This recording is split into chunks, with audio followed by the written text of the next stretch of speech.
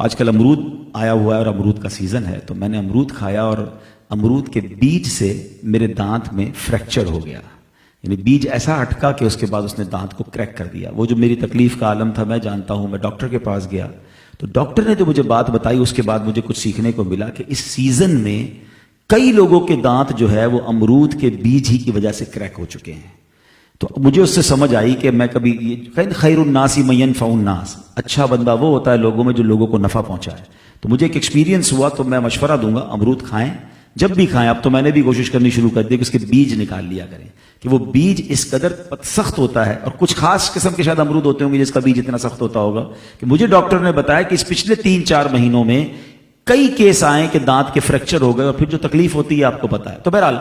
میں پھر اس کے بعد میرا وہ دانت کا پیس الگ ہوا، اس کے بعد میں ڈاکٹر کے پاس فلنگ کروانے گیا، تو انہوں نے جب مجھے میرا منہ کھول کر وہ کام کر رہے تھے تو وہ بار بار کہہ رہے تھے کہ ذرا بڑا منہ کھولیں، پورا منہ کھولیں۔ میں اپنی ٹرائی کر رہا تھا، آخرکار شاید ان کو صبر نہیں آیا تو انہوں نے میرے منہ میں ایک پیس رکھا جس سے میرا منہ جو ہے وہ زیادہ کھل سکے۔ آپ یقین کریں شاید 5-7 منٹ 8 منٹ انہوں نے یہ کام کیا ہوگا، مگر اس میں مجھے لگ پتا گیا، جو تکلیف مجھے ہوئی، جو میرا سانس رکنے لگا، میں سوچنے لگا کہ یا اللہ یہ چھوٹی سی تکلیف ہم برداشت نہیں کر سکتے،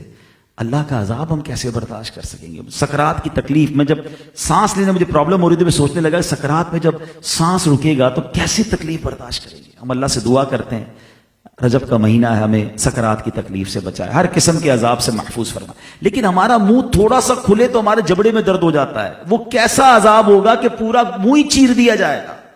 یہ جھوٹوں پر عذاب ہوگا۔ اے جھوٹ بولنے والوں، خدا را توبہ کر لیں